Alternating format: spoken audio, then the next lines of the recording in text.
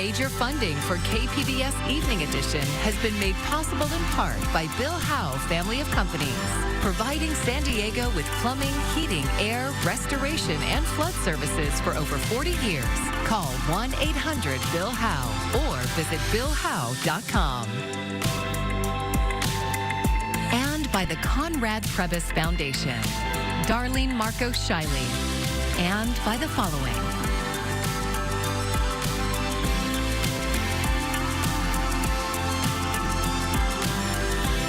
By viewers like you. Thank you.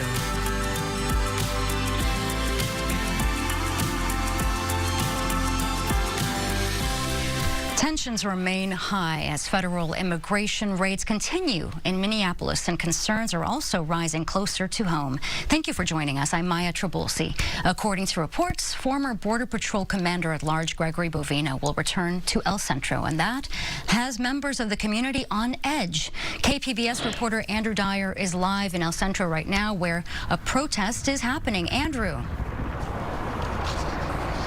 We're in Imperial County at the El Centro Border Patrol Station, where a handful of residents are protesting. Bovino led immigration raids in Los Angeles, Chicago, New Orleans, and Minneapolis. Before that, he was the chief patrol agent for the Border Patrol's El Centro sector.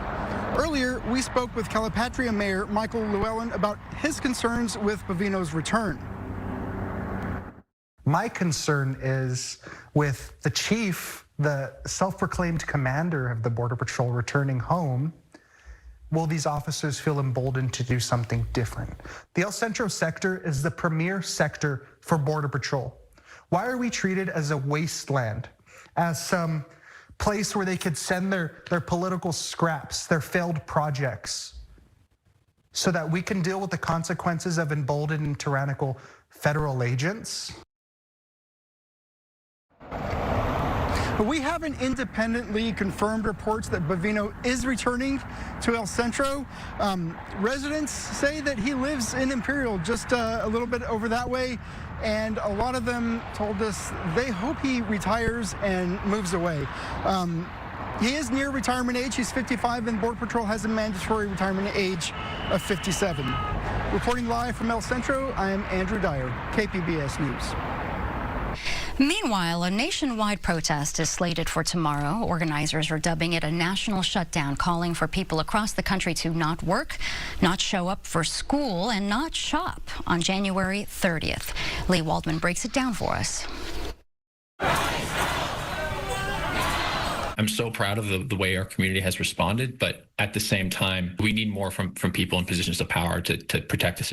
A coalition of organizations across the country are coming together to demand an end to immigration and customs enforcement happening across the U.S. Ben Lewis and Amy Harborn are a part of a union at the University of Minnesota representing graduate workers. Their group is helping arrange a national shutdown Friday. They're calling for no work, no school, and no shopping. For a lot of these organizers, we understand that it's money that, makes a big statement. On the website promoting the shutdown, organizers write, quote, "The people of the Twin Cities have shown the way for the whole country. To stop ICE's reign of terror, we need to shut it down." Robert Pape, a political science professor at the University of Chicago, says we are at a crucial moment for our nation's history. This impacts both Democrats and Republicans. Protest is democracy in action. Protest is crucial. When looking at the January 30th nationwide protest, spurred in part by the shooting deaths of Renee Good and Alex Preddy, he says it's important things remain peaceful across the board. This seems like a moment in history where the tide of the public can't be denied. This turns on its staying peaceful. That is what's crucial. In New York, I'm Lee Waldman. Well, we're going to have some cool weather at night, but very warm air Friday and Saturday. It's going to be unusually warm for this time of the year over the next few days. But in the meantime, tonight, 48 degrees in San Diego, a little cooler into the inland areas. Relatively balmy, staying dry for most of us in the southwest. You can see the only western precipitations up into Oregon and Washington. Extraordinarily cold air across the plains holds late this week as we get ready for a mid-Atlantic winter storm. We'll take a look at our local forecast in SoCal coming up. Early this morning, San Diego County residents began the difficult task of locating and counting San Diego County's homeless population. KPBS videographer Mike Damron and reporter Jacob Ayer joined a group of volunteers to see how it's done and why it matters. It's 3:45 a.m. in San Diego's City Heights neighborhood. After a brief meeting under the lights at Copley Price Family YMCA, dozens of volunteers set out in small groups. In cars and on foot, they head into the darkness. Choice Little League, and this is where they hang out too. Okay. They're doing this in unison with about 1,700 volunteers at dozens of sites across the county for the point-in-time count. We hope to do as many interviews as possible, and that's where we're going to collect demographic information, things like age, if somebody's a veteran, any subpopulations that they might belong to, and a little bit about their story. It's a one-day snapshot to track sheltered and unsheltered people experiencing homelessness. That includes Julie Overton. She's 57 years old and lives in her car. She says she became homeless in San Diego after losing a job and getting evicted back in 2013. Since then, I've had a couple jobs, but they don't last. The car breaks down, something happens.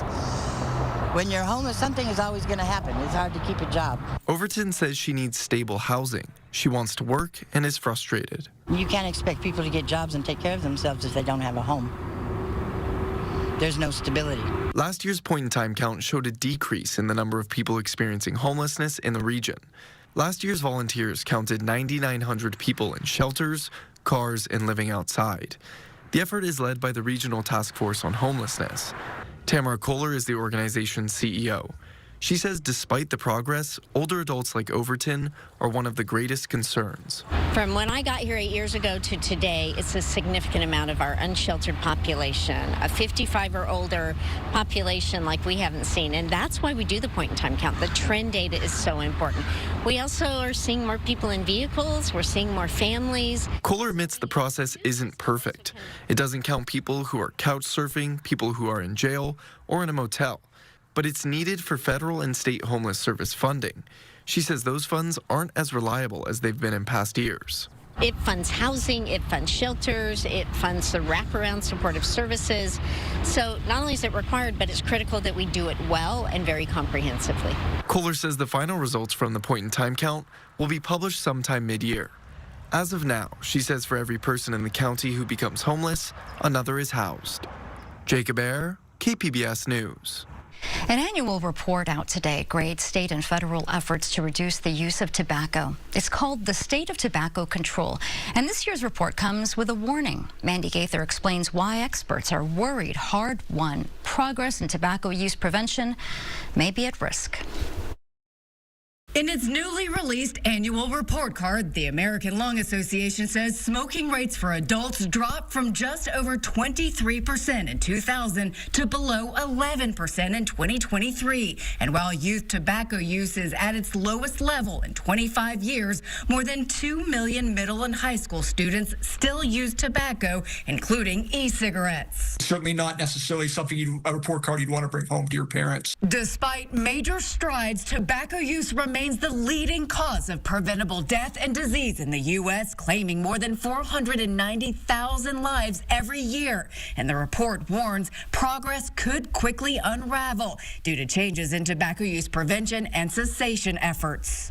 I want to see us continue to fight and drive down smoking rates so nobody has to deal with the consequences. When it comes to regulation of tobacco products and coverage of treatments to help people quit smoking, the report gives the federal government a D. It received an F for the level of federal tobacco taxes and an I for incomplete on mass media campaigns aimed at preventing and reducing use. A B was given for funding tobacco prevention and control, and state grades were also a concern. No state got all A's, but there were a few. They got the few best states, including California, Colorado, Delaware, D.C., Maine, and Massachusetts. And then the states with the worst grades, scoring Fs in all 5 grading categories, were Georgia, Mississippi, Texas, and Alabama. For Health Minute, I'm Mandy Gaither. Border czar Tom Homan held his first press conference since taking over the immigration crackdown in Minneapolis today. He says there will be a drawdown of federal law enforcement in the state. Brian Abel has the latest, and we want to warn you some of the visuals you're about to see are graphic. Less than a week since the killing of Alex Preddy by federal immigration enforcement agents. I came here to seek solutions, and that's what we're going to do. White House border czar Tom Homan, newly installed to lead Minnesota operations, announcing an eventual drawdown of ICE enforcement in the state. The mission is going to improve because of the changes we're making internally. No agency or organization is perfect. Homan saying officers will focus less on the street operations and more on working in jails and prisons. The change in direction comes amid heavy criticism for their severe and sweeping tactics and frustration from Democrats in Washington who are seeking ICE reform concessions from Republicans before a critical funding vote. I'm not going to vote for another dime until there are real changes. Get rid of the masks, mandate body cameras, no warrantless searches. All of this as new video surfaces from 11 days before Alex Preddy was killed, showing a physical clash between Preddy and federal agents. Minneapolis Mayor Jacob Frey addressing the incident Wednesday night. Are we actually making the argument that Alex Preddy should be killed for something that happened like 11 days prior to the shooting itself? No, I think we should be talking about the circumstances that actually led to the killing and what took place. In Washington, Brian Abel, KPBS News. A KPBS investigation this month shed light on how a database managed by the San Diego Association of Governments might help federal immigration agencies avoid state immigrant sanctuary laws. KPBS investigative reporter Gustavo Solis says the agency's board members are now voicing concerns. The KPBS investigation found that SANDAG gives some federal immigration agencies access to a database known as ARGIS. And there's little oversight to ensure that agencies like Customs and Border Protection follow the rules that prohibit them from using the database for immigration enforcement. In response to the investigation, members of SANDAG's Board of Directors asked for a staff presentation. At the agency's public meeting last week, ARGIS Director Anthony Ray described how the database works. The mission is to get the right information to the right people at the right time. Every law enforcement agency in San Diego County feeds data into ARGIS. The data includes traffic citations, arrest records, field interviews, a local jail census, and even some driver's license records. Ray talked at the meeting about some of the ways the data is being used. And the way it works is if a deputy in Vista was looking for Tony Ray to be as a suspect, witness, victim, contact information, whatever the reason may be, they would put it in the officer notification system. And if a police officer in El Cajon happened to contact Tony Ray and run through the system, they would get an immediate alert. The SANDAG Board of Directors includes elected officials from the county government and all of the region's 18 cities. Board members agreed that sharing information with federal agencies is, generally speaking, a good idea. But many questioned whether federal immigration agencies can be trusted. Carlsbad council member Kevin Shin referenced the arrest of U.S. veterans. And the relationship that they have to have on the federal side does need to exist.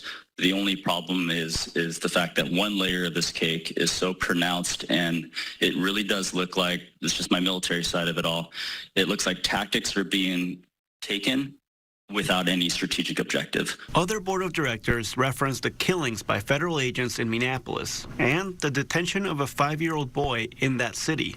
The main concern is that without independent oversight, SANDAG has no way of knowing whether CBP is using ARGIS to evade California's sanctuary law known as SB 54. Here's how Solana Beach Mayor Lisa Huebner summed it up. The question is, basically, are all ARGIS member agencies complying with SB 54?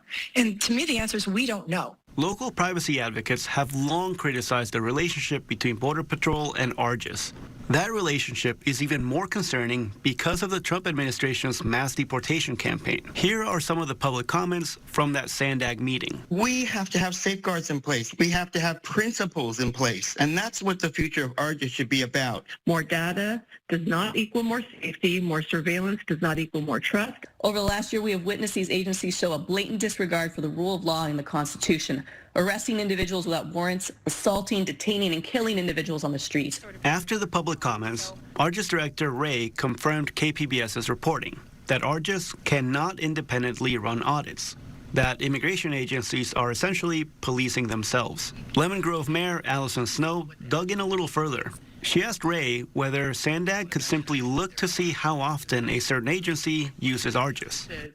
Have we conducted an audit to see what the actual usage is and who is obtaining this data? Have there been spikes in data usage from particular departments? Are we doing that level of analysis?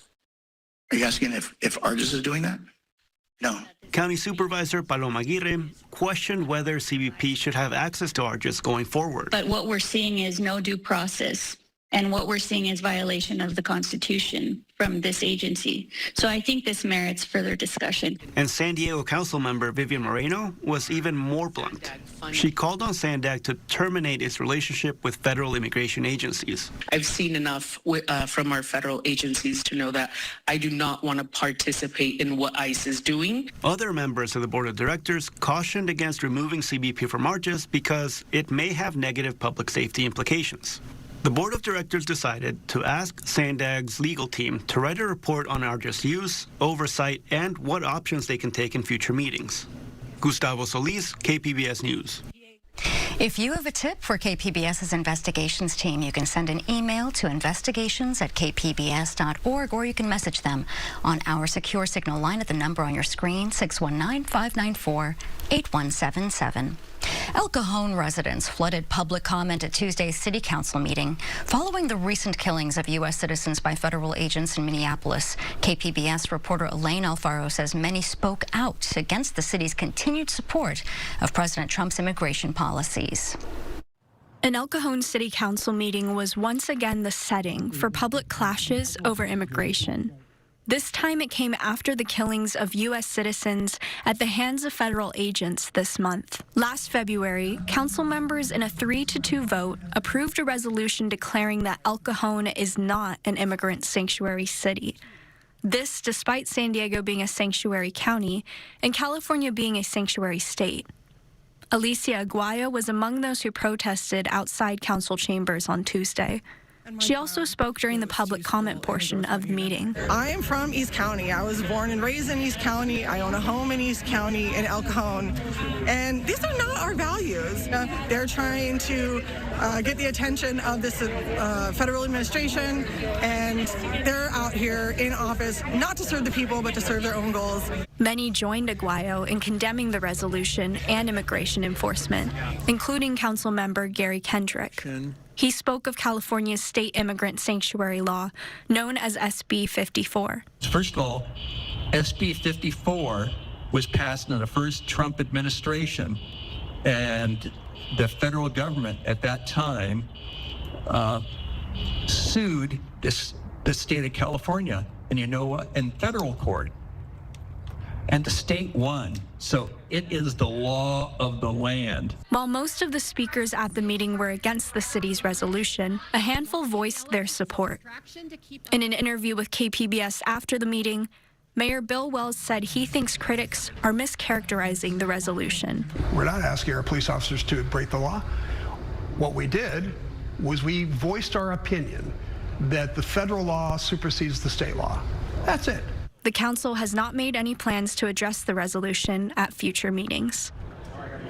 Elaine Alfaro, KPBS News.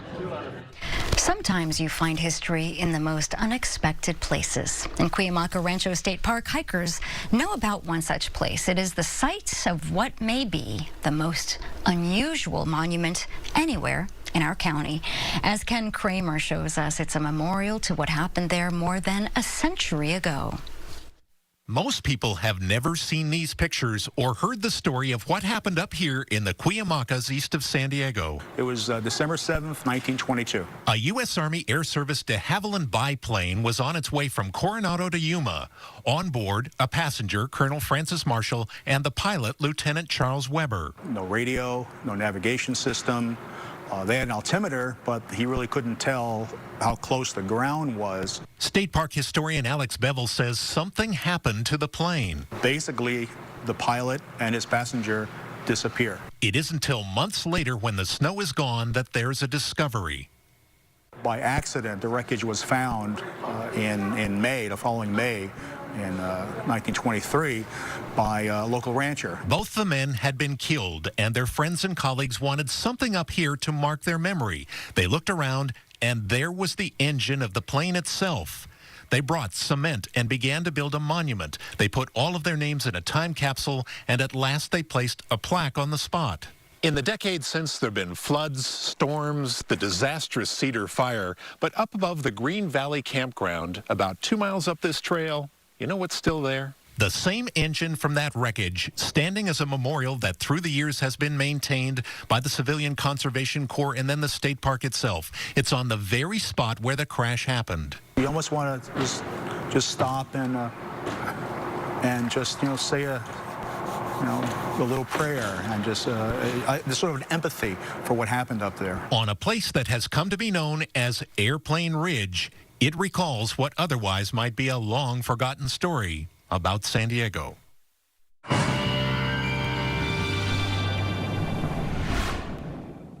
Well, we are dealing with a pretty warm pattern here for Friday and Saturday. The next 2 days, unseasonably warm. The heat kind of peaks Friday and Saturday. Friday may be a smidge warmer than Saturday, but it's going to be close between the 2 days. And then we just stay dry for a while. Around the middle of next week, the wind will pick up, so we're concerned about some degree of fire danger next week.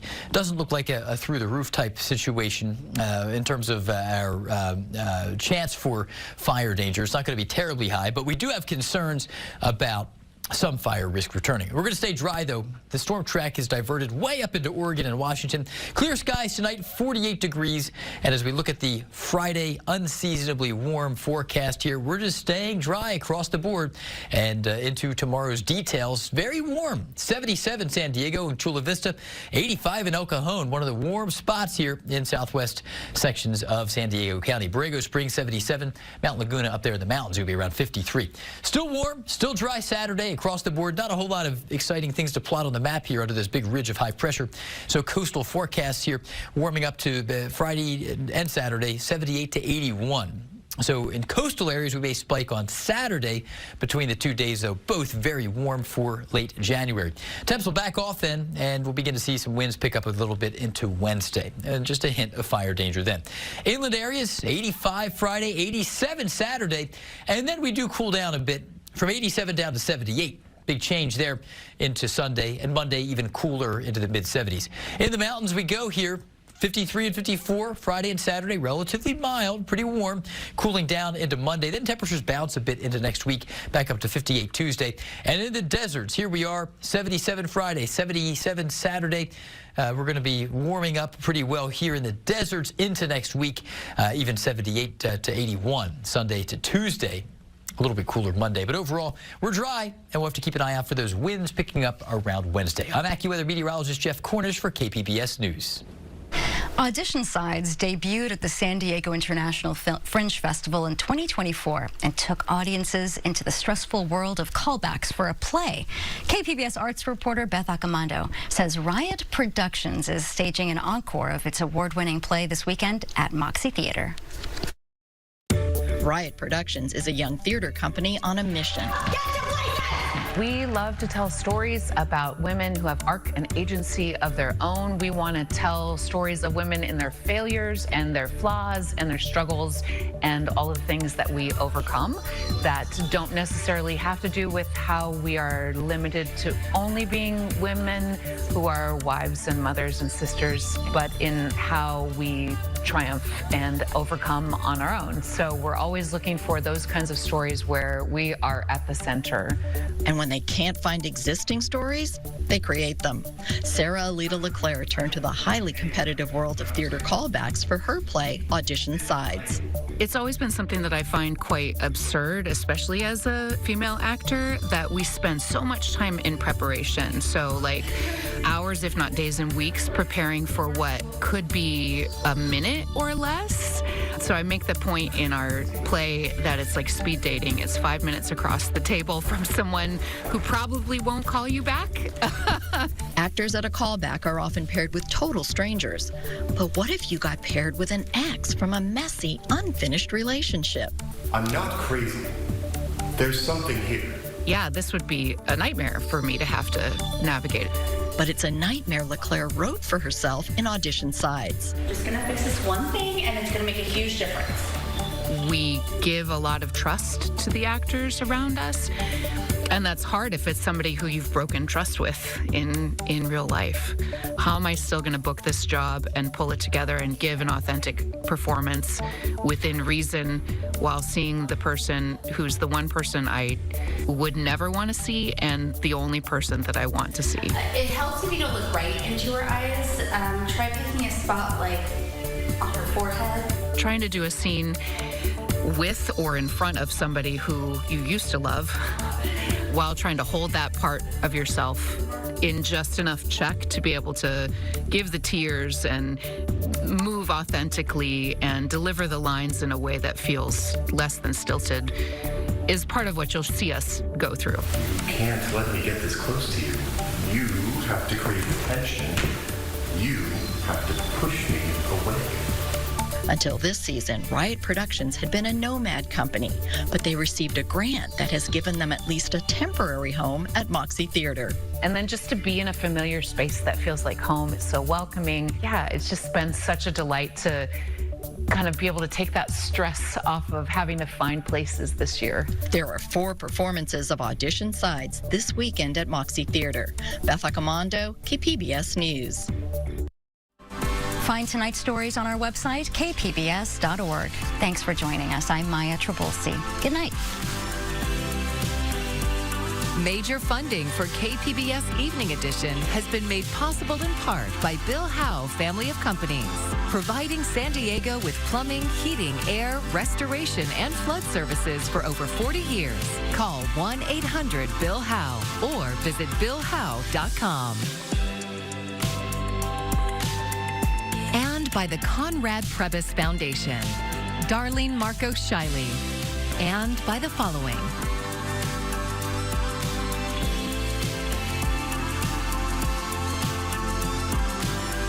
And by viewers like you. Thank you.